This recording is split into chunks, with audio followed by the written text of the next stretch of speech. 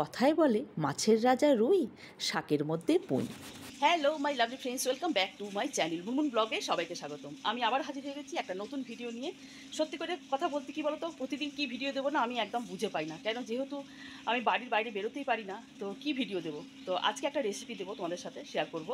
ভিডিওটা স্কিপ না করে তোমরা দেখতে থাকো, ভালো লাগলে পরে অবশ্যই একটা লাইক করে দেবে, কমেন্ট করে আমাকে জানাবে এই রেসিপিটা তোমাদের কেমন লেগেছে। আজকে সূর্য দেবতা একটু প্রসন্ন হয়েছে, দেখতেই পাচ্ছ সূর্য রোদ উঠেছে। তো আমি আজকে আগে সবার প্রথমে হচ্ছে কি আমি আগে কাচতে শুরু করে দিয়েছি, কেন কি অনেক জমে আছে, সবার বাড়িতে এরকম জমে আছে, কেন কি এত মানে বৃষ্টি কী করে শুকুবে। তো যাই হোক, কাচতে শুরু করে দিয়েছি। আর সকাল থেকে কী করলাম একটু দেখিয়ে দিচ্ছি তোমাদেরকে। আর এটা হচ্ছে কি আমার মানে প্রতিদিনই আমি এই কাজটা করতে থাকছি, কী করছি সেটা দেখো। এই হচ্ছে কি আমার মানে বাগানের যে গাছগুলো যে বসিয়েছি, এই যে এটা ডাল বসিয়েছি, এখনও মানে ছোটো ছোটো পাতা বেরিয়েছে। তো এইগুলোকে নিয়ে, এই যে দেখতে পাচ্ছি এইগুলোকে নিয়ে একবার আমি ঘরের ভেতরে ঢোকাচ্ছি আর একবার আমি উঠোনে বার করছি। তো আজকে রোদ উঠেছে যেহেতু, তো একটু রোদ খাইয়ে নিচ্ছি, কেন কি এত বৃষ্টি এগুলো মানে পচে না গেলে হয়। তো এইগুলো দেখো, এক একটা ডাল হচ্ছে কি মানে নষ্ট হয়ে গেছে, আর একটা পাতা বেরিয়েছে। এটা একটা হলুদ ফুলের গাছ আমি বসিয়েছি, যেহেতু মহাদেব আমার বাড়িতে আছে, শিব, তো সেই জন্য একটু হলুদ ফুলের দরকার। তো এই হচ্ছে কি আমার মানে আজকে বোধহয় 1 মাস ধরে এই করছি, একবার করে মানে ভেতরে মানে এগুলোকে রাখছি আর একবার করে বাইরে বের করছি।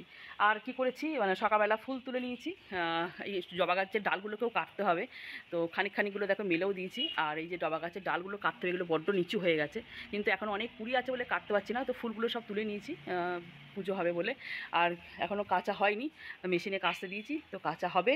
আর এদিকে দেখো আমার জানলাটা পুরো জলে ভরে গেছে, এখানে টপটপ করে জল পড়ছে, ওখানে বিমটা ফেটে গেছে, সেই যার জন্য জলটা পড়ছে।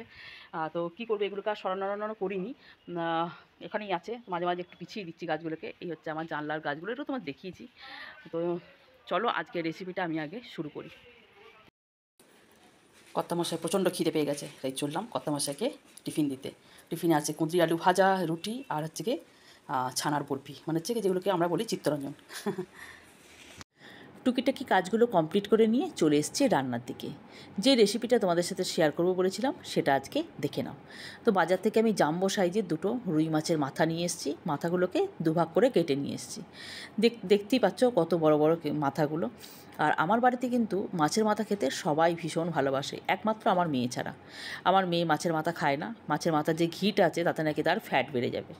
এনিওয়ে, যাই হোক, মাছের মাথাগুলোকে একটা করে কিন্তু ভেজে নিচ্ছি, একদম লাল লাল করে ভাজতে হবে। আর মাছের মাথাটা যত বেশ কড়া করে ভাজবে তত কিন্তু আঁশটে গন্ধটা রান্নার পর কিন্তু আর থাকবে না। তো যার জন্য মাছের মাথাগুলোকে একটু লাল লাল করে ভেজে নিচ্ছি।